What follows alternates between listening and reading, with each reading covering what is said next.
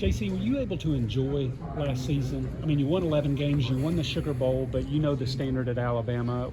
Could you enjoy what happened last year?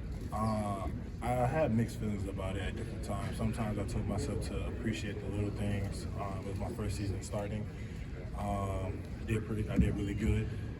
But in the same time, understanding the reality of it, it wasn't our standard. So that's the main takeaway of what I took from last season, understanding that we had the opportunity to win, we didn't, and we're gonna have to go out there and compete again and go out there and showcase who we are, because I know for a fact that we should have won last year. What's your reaction when you get the expectations for this year? Are maybe lower than Disrespectful. I don't appreciate that at all. Understanding that I know this group, we're gonna win it all. We're gonna national championship undefeated, Joe Moore, and I want that outlet. So just every day, like set in stone in everybody's group. We got leaders, player-led team. We got a great spirit to the team, so we know we are capable of doing it, and we know we are capable of being great.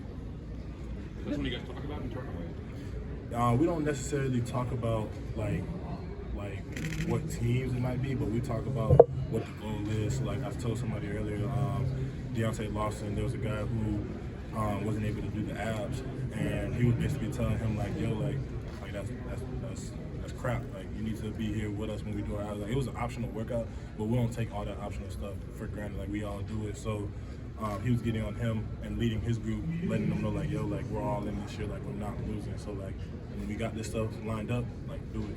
So we got a great team.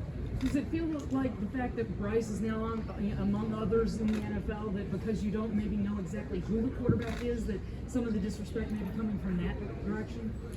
Yeah, that's a great question. I think just being positive about the situation. Bryce Young and Will Anderson were two amazing players, prominent to be great. But losing them, obviously there's a void that needs to be filled. And I think as a unit, as a team, we all are doing a great job at understanding like, hey, like we don't have Bryce, we don't got Will, we all need to be better. We all need to do better because teams are already counting us out because we lost those two guys. What about Dallas replacing Will? What have you seen from Dallas in that role? They're both their own player, respectfully. Will's skill set and Dallas' skill set are two different skill sets, but they're great within their own rights. So understanding who Dallas is and understanding who Will is, they both are promised to be the best. What kind of changes have you seen Tommy Rees make in the offense so far? Playing to the guy's strength, understanding that this guy does this really well, this guy does that really well. We're not, obviously we want guys to be versatile, but if he is naturally good at one thing and we're running whatever it might be, we're going to do that. So I think he does a really great job at that, and then understanding that we're going to be physical up front. And we're going to have receivers who want to block, and we're going to have running backs who want to run through people. So just bringing that physicality as well, because a lot of people say we aren't who we once were, and we take that as disrespectful as a group. So you think we'll see a more physical outfit? 100%. What would be your reaction if Alabama wasn't picked to win the SEC for the first time since 2015? I mean, fuel to the fire is what it is. I know we're going to go out there, compete, dominate, and do what we have to do to win. And I know we're going to win it all and go undefeated. So for whatever anybody outside of our family says, it essentially isn't what matters to us. Is there a part of you that likes the disrespect, to have that feel? Yeah, I love being an underdog. That fuels me. When y'all don't think you can do something, or when people kind of downplay somebody, I love like the underdog stories, like LeBron when he was going against the Warriors, that 3-1 lead. I was rooting for him all the way. So situations like that just really like it just gives me goosebumps. I get to prove who I am, because if you're supposed to win and you win, that's great, don't get me wrong, but when you're not supposed to win and you overcome that, that's even better feeling in my opinion. TK, I know it's 1 year away, but what do you think is going to be the impact of Texas and Oklahoma joining the SEC? I mean, they're two great teams joining the best country in the world, but I don't really look for things of that nature. Do you seek out some of this disrespect? Do you go and find? Nah, I mean, if it comes across this, it comes across this, but I don't go looking for it. JC, what did you learn against playing Texas last year that you can apply early on in the second game this year? They're a physical group. I know that they're going to look to hit us in the mouth, and we're going to do the same, so I think it'll be a great game. I think it'll test us, especially at offensive line, because that's a defensive line that does a really great job at just matching up and just saying we're going to play you straight up. So Yeah, I think that'll be a great game to play in. TK, in the NIL space, a lot of players have described it almost as working a second job. How have you been able to manage that off the field, and what opportunities has UA been able to provide for you? Just understanding priorities. UA has provided a lot of great opportunities, but at the end of the day, I'm here to play ball and get my education. Get my education first, actually. So whatever I have to do to handle that is whatever I will be doing. But in my free time, if I have time to attend to NIL events or whatever it might be, then I'll do that as well, obviously, to capitalize off the opportunity. Okay, so you went up against Damon Wilson, who was at Venice High School. Do you remember anything about going up against him? I'm terrible with names, I'm not gonna lie to you. But every guy I went up against approached it like it's their Super Bowl, and approached, especially me, knowing the caliber player I am, is gonna give me their best. So going against guys like that just makes me who I am. So if I ever cross paths with them again, I'll relish the opportunity to play again. JC, how do you see Caden Proctor come in and just kind of start handling things? And how do you think he can contribute this season? I think Caden has an amazing opportunity to go play. I think the opportunity that he has, he understands, and from the jump, even before he came here, he was asking questions about what he needed to do and how can he be better.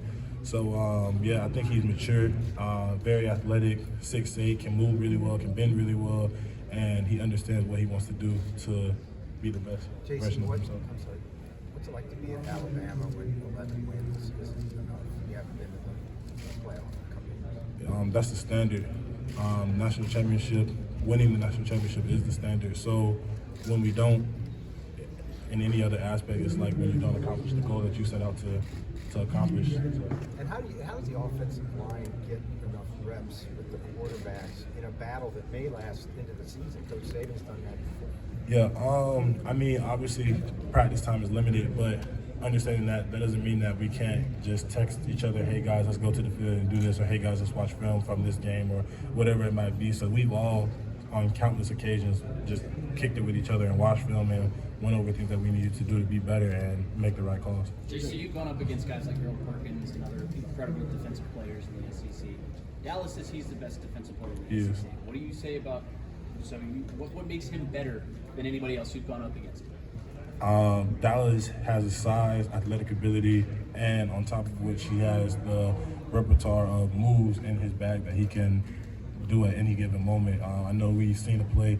I know it didn't count because he got a penalty for the face mask, but Ole Miss, when he had ghosted somebody, a ghost move is not easily able to be performed. So the way he performed it essentially flawlessly and got to the quarterback shows what type of player he is, because this is who he is. It's not a one-time thing. He can do this on a constant basis. I think that's what separates him. What's a ghost move? Essentially, like when an offensive lineman punch, he kind of just like ghosts under the punch. So you got to be able to bend, you got to be able to move, and then on top of which he did it and still got to the quarterback. Now the quarterback kind of fell into his hands. I don't think it was a real, but I mean, like his helmet fell into his hands. Is what I mean to say. So it was a bad penalty in my opinion. But yeah, he performed that move excellent. I love going against him. How much difference does it make to go up against him every single practice? It means the world. Like I said, like guys like him, Will Anderson, Chris Braswell, Q, like guys like that. Just I love going against guys who are great at what they do, and it makes me sharper. Nick Saban's called for more aggressive or more mean-spirited defense. I know it's just practice, but have you seen any bit different? Well, yeah, definitely. Even in like the 7-on-7 throughout the summer, like guys are 11 hats to the ball, making sure like they're not just tagging off on the hip. They're in position to not only hit him but run through him. So yeah, it's definitely going to be a physical defense this year. Talk about like your relationship with Tyler Bucker and how special that is. Coming from IMG to Bama, y'all both just bash on the offensive line. Yeah. So I mean, I know him since he was a freshman and since I was a sophomore. So we've grown and we've been through a lot together. So understanding that relationship with him kind of just gives us that extra edge. Like a lot of guys can't say they've known someone for 6 or 7 years and played through college at this level. So I know that gives us an edge, and we know who we are, like deep, like internally as a personality. So just playing with him is just great. I know we're going to knock guys off the ball, knock heads loose, and just go out there and have fun doing it. What are your thoughts when people now say that Georgia is the standard in the SEC? I don't think that. I respect the fact that they have won back-to-back. I know that's not easy at all. I see the work that they put in, but in the same time, I don't think that their standard is great. I don't think it's above our standard though, so I can't You guys have a lot of youth on the offensive line this year. How have you seen them grow, and what do you think? What do you think's the key in having young players play? Key is just maturity. First off, one of our young guys just turned 18 like a couple weeks ago. So yeah, it's just how mature are you? Are you willing to handle being in a crowd of 100,000 people who don't like you? Refs aren't going to make the right call sometimes, and it just might be a tough game like Tennessee or LSU. Are you going to be mature enough to handle it? And all the guys who came in, like, we all obviously got our position group, but I put all the guys in the tackle group chat to let them know, like, yeah, if y'all need anything, just let me know.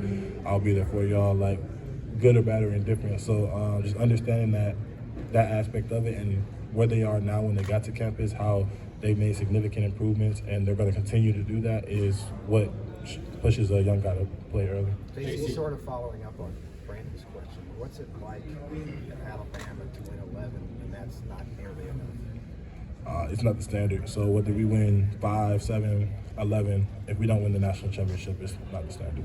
JC, going off of that, I mean, have you heard from former players about the need to get back to that standard? 100%. I think that's extremely important. I think knowing what we are capable of doing and knowing our standard, we do what we have to do. So when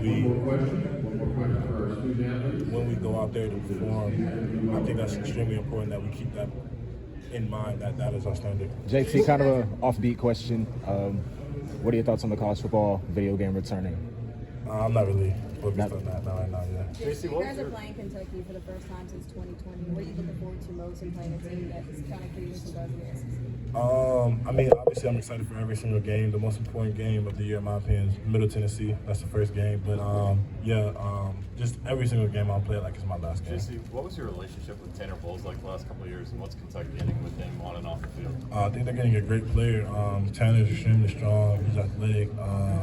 He stays off the ground. So I know like guys like that who can perform at that level, like I know he'll be great over there. What makes Dallas so great on defense, and do you think he's the best defensive player in the SEC? Him and Kool-Aid, I think they're up there, yeah. But I think that what makes Dallas special is the fact that, like I said, he has a size, being I think like 6'3", being able to move like that at that weight, speed to power, on top of which he is athletic and can move, and he has a bag of a whole bunch of pass runners. Thank you. Thank you.